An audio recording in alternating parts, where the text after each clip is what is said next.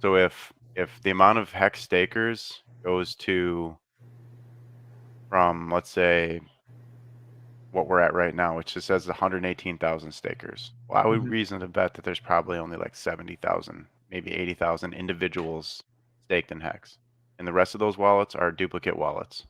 Okay, so when you go from 60 or 70,000 stakers and you double it to 140,000 stakers, then Metcalfe's law states that the network value starts to grow exponentially every time the amount of users doubles. Okay.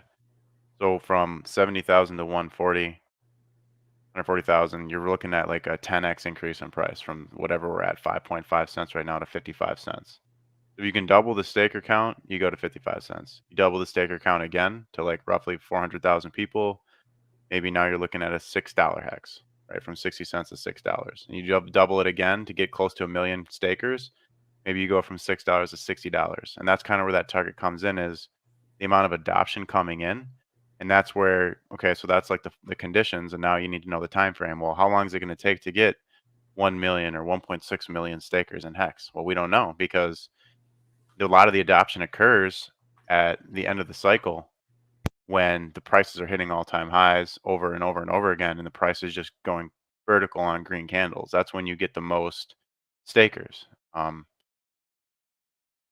like if you've been following me on Twitter for 2 years or a year, like all of this data has been out there for a long time, but you need to know all the variables that goes into these calculations. It's not just one line on a chart, right? There's literally thousands of data points that I'm drawing together and synthesizing for you guys to help you understand how certain price targets can be hit over the long term. So here on this gold line, that's the number of stakers and the growth over time. And this chart's already a year old. I posted this May 30th of last year, so it's almost a year. You can see that when the yellow line goes up at a faster rate, that means that the amount of new stakers per day is going up at a faster rate. Well, the fastest and biggest increase in stakers occurred when the price was going from 25 cents to 56 cents, which means that regular pleb money comes into the market when the shit's going parabolic, not when it's at 6 cents, right?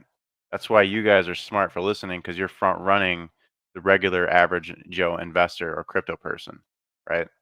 Because there, a lot of that massive adoption from 200,000, it might take us all this year and into next summer to go from 70,000 stakers to 150,000 stakers. And that might get the price from 6 cents to 66 cents or something, right?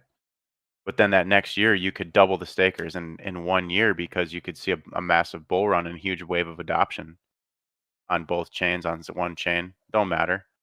The point is that those targets are directed directly at the ETH hex contract just as a standalone. If you want to go and make the increase a condition and say, okay, well, let's say all the economic energy gets divided into two.